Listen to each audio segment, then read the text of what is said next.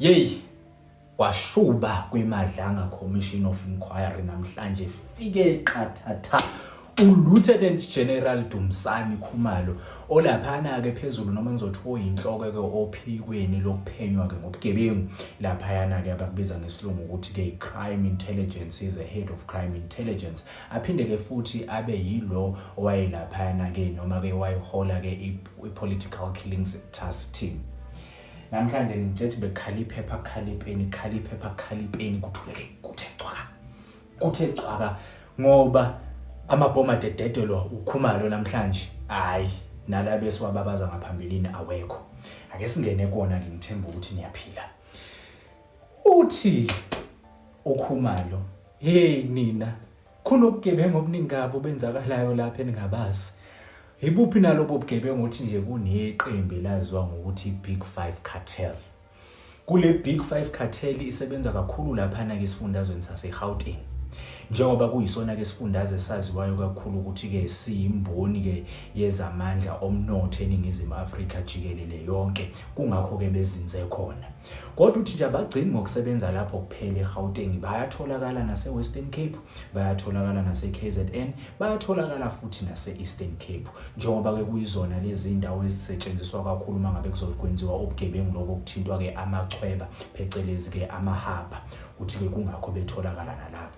Uthi kodwa futhi akugcini lapho, njengoba ikhona futhi le Big 5 Cartel, kunamanye futhi amalunga noma ke amagatsha angaphansi ke kwale Big 5 Cartel. Uthi ke kulowo ma Big 5 Cartel ke kulamagatsha asekhona kunamalunga alinganisela lapho ko10 kuya ko12 ke ubulunga nje abanawo ke kulamagatsha akhona ngaphansi kwe Big 5 Cartel. Uthi buphi ke lobu bugebengu ababenzayo? Ubalwa ukuthinta ke idakamizwa, ukuduna kweimoto, ukubulawa kwabantu, inkohlakalo eyenziwa ngamathenda, kanjalo ke futhi nobugebengu obenziwayo ke obuthinta ke imingcele, njengoba wazi ukuthi kuma kwesinye isikhathi kutshotshwa imoto ziyiswa le basuke bekhona ke le Big 5 Cartel. Kusho bani? Kusho ke uKhumalo. Usethi ke nanka nje amagama ngizoveza nje abe mandi.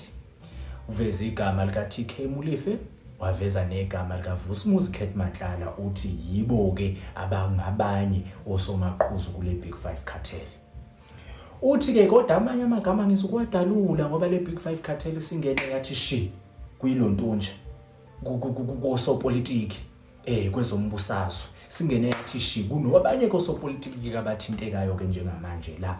Kodwa amagama aba angizokwaveza njengoba bebasiza ukuthi benze lokhu bugebengu futhi bephinde bethulise nje ukuthi ke kungabonakala ukuthi kunobugebengu okwenzakalayo. Wabe sedlulela phambili ke usethini? Usethi nayikhumbula indoda leke yashiwo ke phambilini ke yavezwa umkhwanazi, yaphindwa yavezwa uFani Masimula le elapha esifundazweni sase Northwest okuthiwa uBrown Oupa Mokgotsi. Uthi uBrown Oupa Mokgotsi uyaxhasa iANC ngokwezimali, yaphinda axhase nalo ongqongqoshe wezamaphoyisa osamisiwe njengamanje uSenzo Mchunu ngokwezimali, njengoba ke wamphika kanjalo uSenzo Mchunu ngaphambilini uBrown Oupa Mokgotsi uthi akamazi. Kodwa ke njengamanje waphinde wavuma ukuthi cha umazesi iqabane.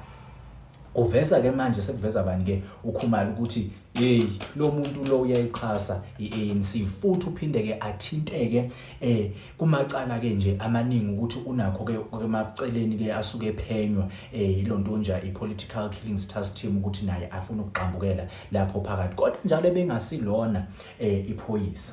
Wathi ke kodwa ngizokuwanda kakhulu ke ngapha mina ngizokukhombisa nje ubufakazi.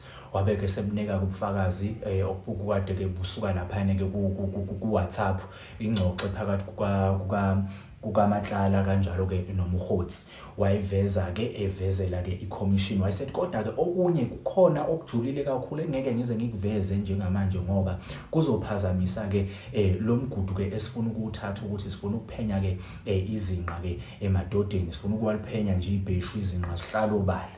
Wathi lokho angeke size sikwenze ngoba ke kuzophazamisa yabo lento umgudu lo abafuna ukuthatha. Wale ke sehamba futhi eyothinta ke ipolitical killings task team. Uthi i-Political Killings Task Team yenza nje umsebenzi omuhle kabi oncomekayo. Lo msebenzi wabo oncomekayo uzothinta-ke ukuthi bakwazi ukuxazulula-ke icala lokubulawa-ke kuka-Secretary General welonto we-ANC Youth League uSandiso Magaqa. Uthi akukaze nje futhi kwaba khona umsindo nge-Political Killings Task Team. Uthi nje kuqala manje uma ngabe-ke usenza umchunu esethi leli thimba kalimiswe esho-ke ngoDisemba wango-2024. Uthi lapho-ke kuqale khona ukuba ney'nkinga, kodwa nje ngaphambilini akukaze zize zibe khona iy'nkinga. Waphinde wafaka futhi nolontonje lo wayengungqongqoshe wezamaphoyisa uBhekicelo ukuthi uBhekicelo akaze aze afuna ukulawula i-Political Task Killing Team, kodwa umsindo usuqubuka manje njengoba ke sekukhona bani-ke usenzo umchunu. Okuyilokho futhi okuke kwavezwa-ke uMkhwanazi ukuthi akanalo igunya yena lokuthi-ke ashaye umthetho ukuthi kwenzakaleni laphayana kwi-Political Task Killing Team noma emsebenzini wamaphoyisa. Umuntu okwazi ukuthi ashaye umthetho uFani Masimula lo ngukhomishana wamaphoyisa kazwelonke. Wabeke sedlulela-ke futhi ukuveza-ke ukuthi uFani Masimula kanjalo-ke noMkhwanazi basebenza kahle kakhulu ukuthi-ke bekwazi ukuthi-ke beveze le nkohlakalo.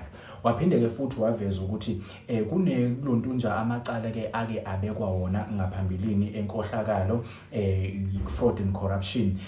Uthi nje lokho kwakuyitulo lokuzama-ke ukumisa umsebenzi wamaphoyisa ukuthi-ke aphenye ngobugebengu obenzakalayo, hhayi ngoba nakho zikhona izinto ebekade-ke ethinteka kuzona. Kulokho-ke kwenzeke laphaya kwiMadlanga Commission of Inquiry osukwini lanamhlanje. Angeke ngize ngikwazi ukuthi-ke ngikuqede konke, kodwa nje lokho kuthe kwagqama kakhulu osukwini lanamhlanje. Kukade kukhona bani-ke lapha njengofakazi, bekade kukhona-ke uDumsani noma-ke uLieutenant General Dumsani Khumalo, who's the head of e-crime intelligence and the former leader of Political Killings Task Team. Akuvezile nje kakhulu ukuthi kahle kahle izigebengu sezingene zathi shi kwezombusazwe phecelezi-ke politics, okwenza-ke ukuthi kungabi lula kakhulu-ke ukuthi kudilwe noma-ke kulwisane nobugebengu. Wayeseke veza ukuthi nje kuneqembu elaziwa ngokuthi Big Five Cartel, okuyiyona nje oqhongoza abaqhoqhobeleke intambo lapha phezulu.